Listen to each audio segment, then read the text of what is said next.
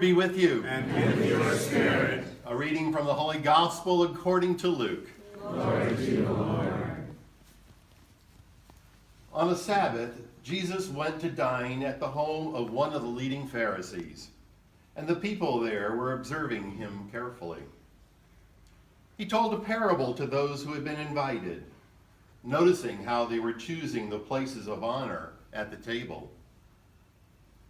When you are invited by someone to a wedding banquet, do not recline at table in the place of honor. A more distinguished guest than you may have been invited by him, and the host who invited both of you may approach you and say, "Give your place to this man," and then you would proceed with embarrassment to take the lowest place. Rather, when you are invited, go and take the lowest place so that when the host comes to you, he may say, "My friend, move up to a higher position." Then you will enjoy the esteem of your companions at the table. For everyone who exalts himself will be humbled, and the one who humbles himself will be exalted. The Gospel of the Lord. Praise to you, Lord Jesus Christ.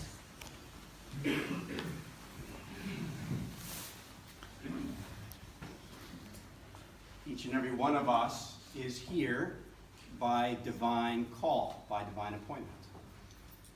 From before the beginning of time, God knew that we would be gathered here, this particular group, and perhaps a few others who are still resting. We're celebrating our first Mass as pilgrims on a Saturday, and we honor our Blessed Mother, the Mother of the Redeemer, and we will go to her house in Ephesus.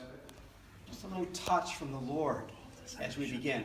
And what was the first reading from Paul's letter to the Philippians? And we will go where he established that church in Philippi. Not accidental. We will also eat quite well. Also not accidental. And what I want to encourage you is not to worry about sitting at the tables that are set aside for footprints of God. That's not setting ourselves aside. It's really seeing ourselves as a community, journeying through this pilgrimage. I don't know if the other bus had the same experience, but I can't remember the guide's name, but he gave us a few phrases. I remember one, or two. Yasis, something like that. Who knows what that means? Hello and goodbye. Hello and goodbye. Hello. That means hello right now. And F. Carizzo. Thank you. Thank you. What is this? This is F. Carizzo. That's what we're doing. So, of course, Eucharist is the Greek for the Mass. And they've, over 2,000 years, changed the pronunciation so that Eucharist becomes F. Carizzo. If you look at the spelling, it is the Eucharist. So we come filled with thanks as we begin. I want to thank Steve and Janet, Sally and Al, Stacy, Olivia, Father Walter, Deacon Tom, there's another deacon here, maybe,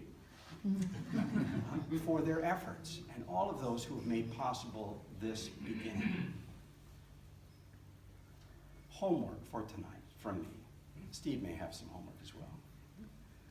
I'd love to have you really reflect and pray about what graces you want to receive during this pilgrimage. I won't even frame it for you. What is it that the Lord desires, what you desire him to give you through this time?